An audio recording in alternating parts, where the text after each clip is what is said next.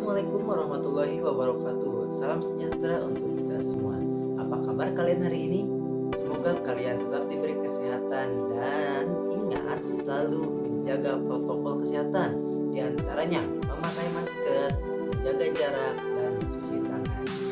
Kembali lagi bersama Bapak Ari Yudi Pratama di pelajaran Bahasa Sunda. Hari ini kita akan mereview materi minggu kemarin dan menambahkan materi selanjutnya. Hari ini kita akan mereview sedikit materi tentang minggu lalu yang sudah Bapak jelaskan dan menambahkan materi selanjutnya. Biantara. Biantara dalam bahasa Indonesia artinya pidato. Biantara itu sendiri merupakan suatu kegiatan yang mempunyai tujuan untuk menyampaikan pesan menggunakan kata-kata atau biasa disebut juga berbicara di depan umum atau khalayak ramai. Seperti contoh, ketika kalian melakukan upacara bendera di hari Senin, pembina upacara biasanya menyampaikan pidato secara singkat.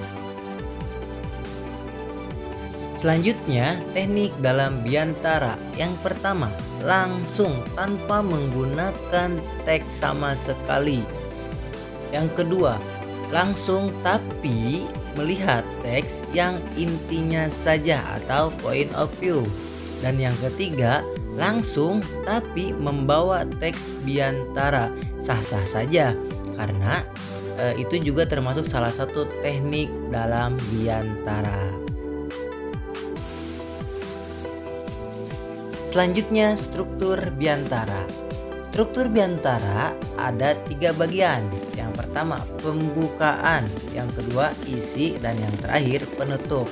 Dalam pembukaan itu ada salam, ungkapan hormat, menyampaikan rasa syukur, dan berterima kasih.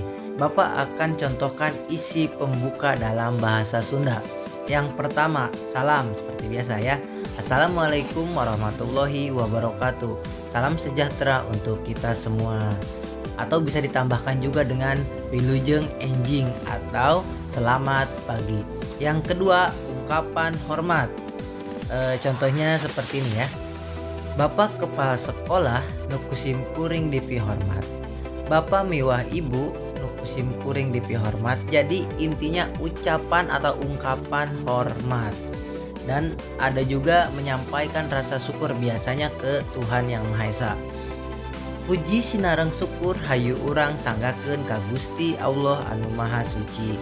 Nah, itu menyampaikan rasa syukur kita kepada Sang Khalik. Lalu ada ngahaturkeun nuhun atau berterima kasih. Bisa berterima kasih kepada yang telah hadir, bisa juga berterima kasih kepada MC atau pembawa acara yang telah memberikan waktu dan tempatnya kepada kita. Yang kedua, isi. Nah, ini nih yang paling penting dalam biantara atau pidato, karena isi merupakan inti dari apa yang ingin kita sampaikan. Di sini biasanya memiliki waktu atau durasi yang lebih lama dibandingkan dengan pembukaan dan penutupan. Terakhir, penutupan atau panutup. Di sini kalian meminta maaf kepada hadirin bila mana ada kesalahan dalam tutur kata. Tentunya juga doa dan juga salam. Tapi ada juga bila mana kalian berpidato atau biantara terlalu panjang, kalian harus meringkas inti-intinya yang kalian sampaikan. Seperti contoh nih, misalkan Bapak berpidato panjang lebar tentang menjaga kesehatan. Di akhir pidato atau di penutup, Bapak meringkas. Contohnya ya, pentingnya ngajaga kesehatan, utamina urang kudu mematuhi protokol kesehatan, diantaranya pakai masker,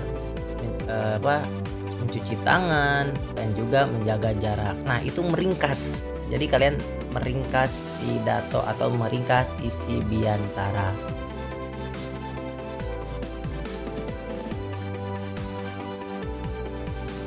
Tadi di teknik biantara atau teknik dalam menyampaikan pidato ada teknik langsung sembari membaca teks Biantara.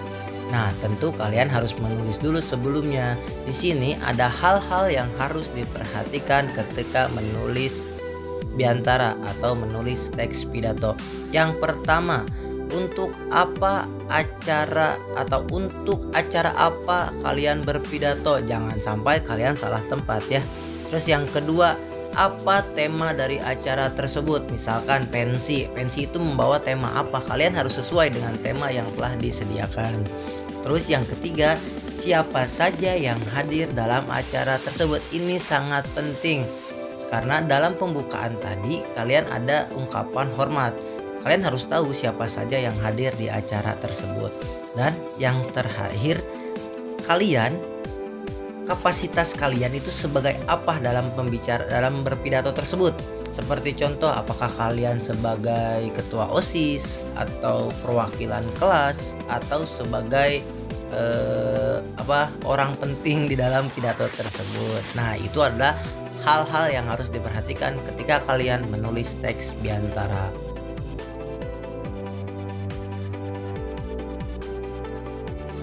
Selanjutnya, kepariglan dina Biantara atau keahlian dalam berpidato, kemampuan.